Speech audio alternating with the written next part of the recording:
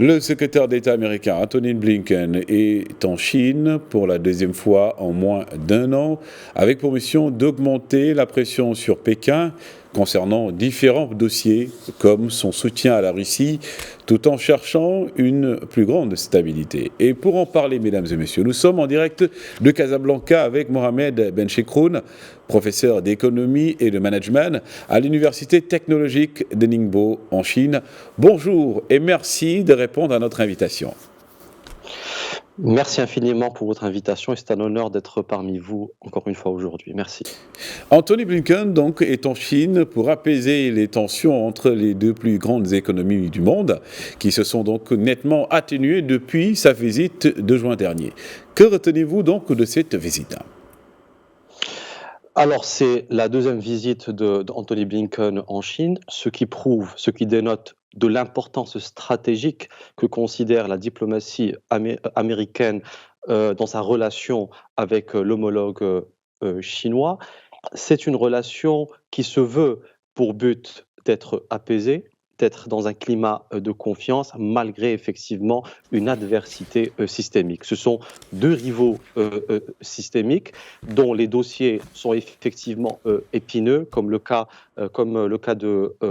dossier de Taïwan, le soupçon, le fait de délivrer de la technologie à but militaire à la Russie, également l'affaire du TikTok, la confrontation commerciale, donc plein de dossiers qui sont effectivement épineux, qui sont la base de la négociation et la raison de la visite, mais cela ne demeure pas moins qu'il faut retenir que malgré ces différends économiques et militaires et politiques, il y a une volonté d'apaisement des deux parties, que ce soit du côté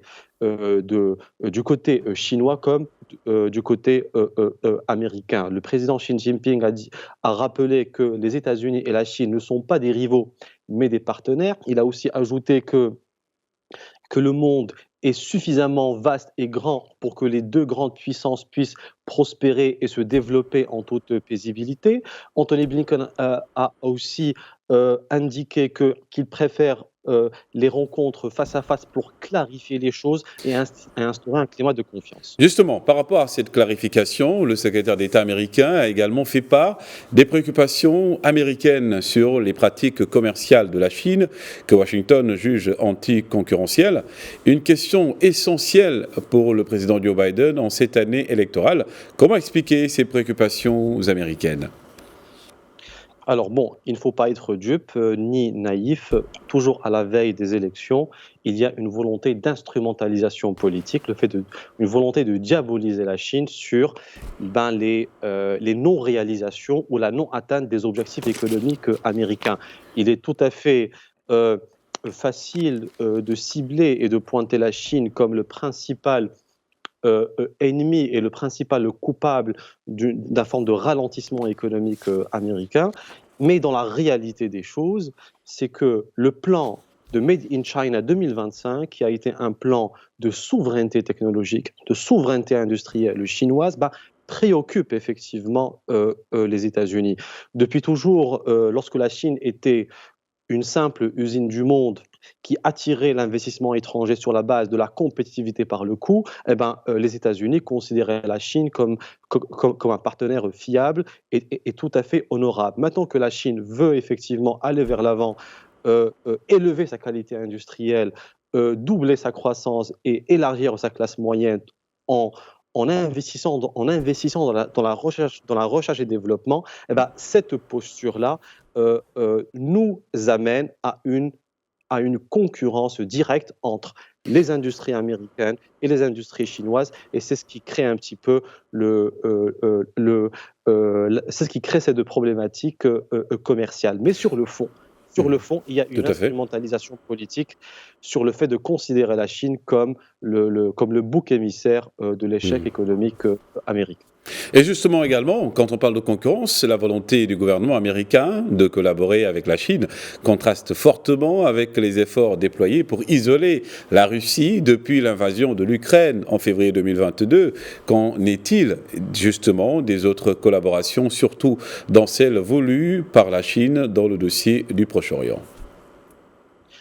Bah, en fait, ce sont, 2 contextes différents. Il y a une très forte interdépendance économique et commerciale entre la Chine et les États-Unis, ce qui rend très difficile le fait d'isoler, économiquement la Chine.